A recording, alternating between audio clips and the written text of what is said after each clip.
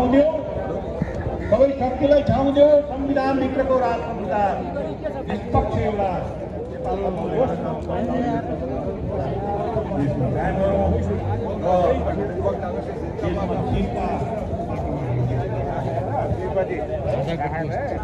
अहिले हुन सक्ने कुराहरू धेरै पैसाको कमी होइन, तर जब तपाईँको नियत राम्रो छैन, जब सत्तामा बसेर पैसा कमाउनु तपाईँको नियत छ, त्यो बेलामा तपाईँको निष्ठा पनि फेरि अहिले एकदम नेपालीहरूलाई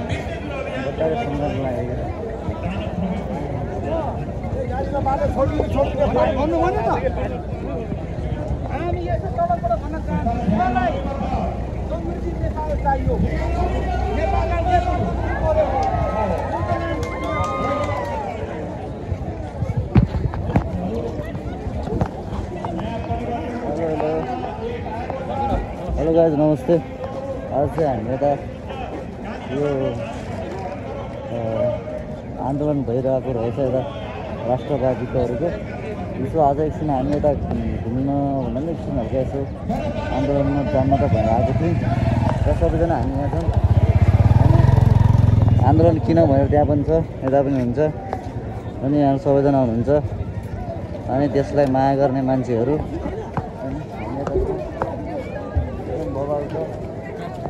झन्डा झन्डा फ्रीमा दिन मिल्दैन, झन्डा फ्रीमा दिन मिल्दैन, मिल्दैन अरे। ए आन्टी, हाम्रो आन्टी हिरोइन हुन्छ।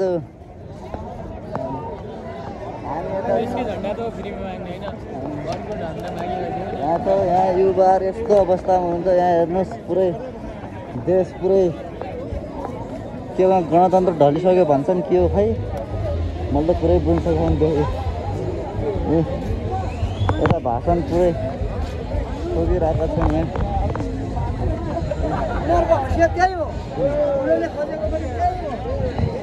हामी यता छौँ। हो, कसले कुरा बुझ्नु पऱ्यो आन्टी? सबभन्दा कुरा ठुलो जनताले कुरा बुझ्नु पर्यो। हो, जनताले कुरा बुझ्नु पऱ्यो, जनताले कुरा बुझ्नु पऱ्यो गरे भनेपछि अब जनताले बुझ्नु पऱ्यो।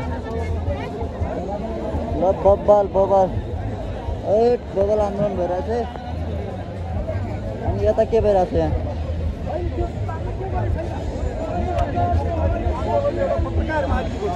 यहाँ त्यसको चिन्ता गर्नु काल पल्टिसकेको छ। हामी के चाहन्छौँ भने हामी त्यो सुन्दर लोकतन्त्रको परिकल्पनामा छौँ जसमा पत्रकारको आवाज कलम बन्द हुनु हुँदैन, पत्रकार मारिनु हुँदैन र नागरिकले विरोध गर्न पाउँछ।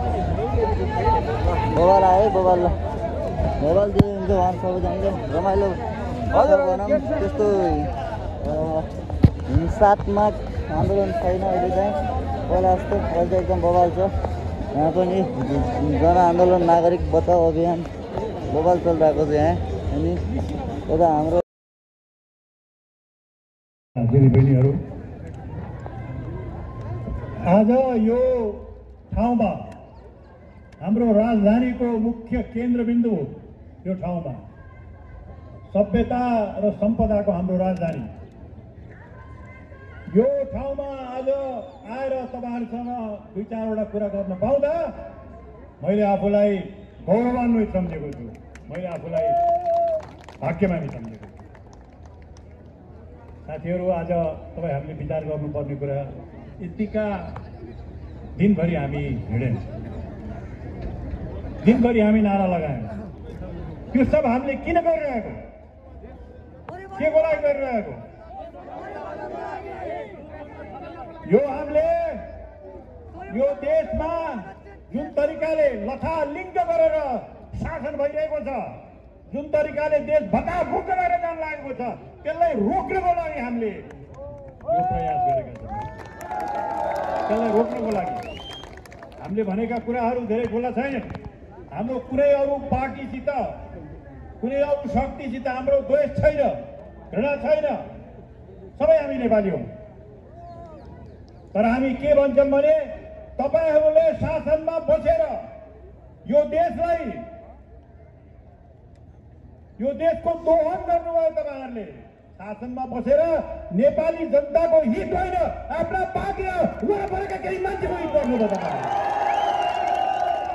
नेपाली जनताको तपाईँहरूले शोषण गर्नुभयो, भुइँ मान्छेको शोषण गर्नुभयो, यो देशका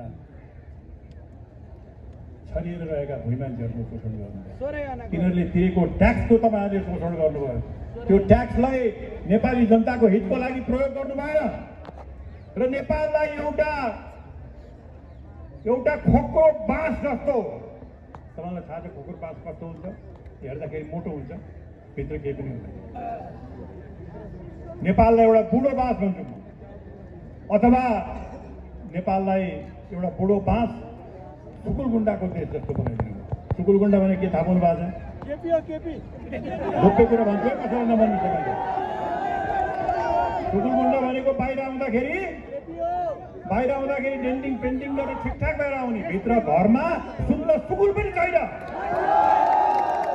यो देशलाई उहाँहरूले सुकुलको देश बनाउन लाग्नु भएको छ, हिन्दाउन लाग्नु भएको छ उहाँहरूले, अहिलेका शासकहरूले। त्यसैले हामीले के भनेका छौँ भने हामी कसैले एकै अर्कालाई निषेध नगरौँ, घृणा नगरौँ, तर परिवर्तन अब आवश्यक भइसक्यो। तपाईँहरू असफल हुनु भएको छ, तपाईँहरूले नेपाललाई केही गर्न सक्नु भएको छैन। तपाईँहरूले नेपाली जनताको आशा दिन सक्नु भएको छैन, नेपालका युवकहरूलाई आशा दिन सक्नु भएको छैन, नेपालका किसानहरूलाई आशा दिन सक्नु भएको छैन, नेपालका मजदुरहरूलाई आशा दिन सक्नु भएको छैन। तपाईँले खालि आशा दिनुभएको छ के भने आफ्ना वरिपरिकालाई नेपालीहरूलाई बेच्नु भएको छ। तपाईँले बेचेर पैसा कमाउनु सकिन्छ। यो भ्रष्टाचारलाई अब सहने स्थिति छैन। त्यसैले हामी भनिरहेका छौँ के भने अब समय आएको छ कि परिवर्तन गरौँ। एकले अर्कालाई गाली गर्ने होइन। जस्तो अहिले हाम्रो प्रधानमन्त्रीजीले कहिले कहिले हावादारी कुरा गर्नुहुन्छ के, नभन्नु होला है, नसुनाउनु होला, फेरि रिसाउनु होला, फेरि रिसाएर मलाई पनि क्याप्चर गरेर आउनु होला। हावादारी कुरा छोडिदिउँ, त्यो हावादारी कुरालाई छोडिदिउँ। तर हामीले के भनेको छौँ भने यो देशमा आजको विश्वमा जहाँ भारत, चीन ठुल्ठुला शक्ति राष्ट्र, जहाँ ठुलोले सानोलाई पेलेर खाने स्थितिको आज सिर्जना भइरहेको छ। त्यो आजको विश्वमा सानो राष्ट्र आफ्नो मौलिकतालाई बचाउँ। मौलिकतालाई बचाउँ भनेको यो राष्ट्रलाई भारतमा बहुदलीय गणतन्त्र, चीनमा एक दलीय गुरु गोरखनाथ र जगतजननी भगवती स्वरूप गोरखकाली आमाको आशीर्वादले बनेको यो पवित्र भूमि नेपाल हो। त्यसले गर्दाखेरि आज मैले सम्बोधन नगरी कार्यक्रम सुरु गरेछु, सम्बोधन गरेछु।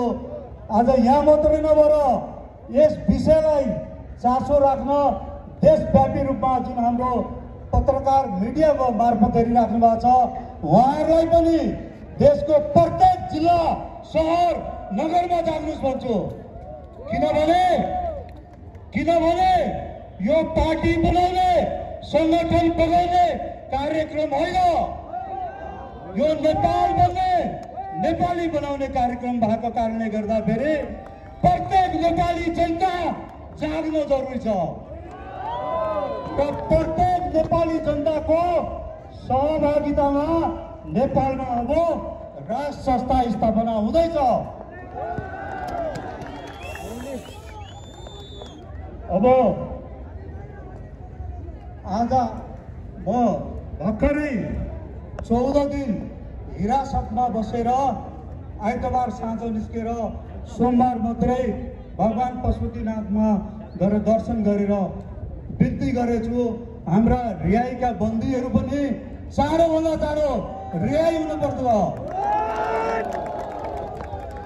रिहाई हुनुपर्छ। निर्दोषलाई दोषी बनाउन पाइँदैन। यो अभियान भनेको नितान्त देशभक्ति अभियान हो र देशभक्तलाई थुनामा राख्न पाइँदैन। जय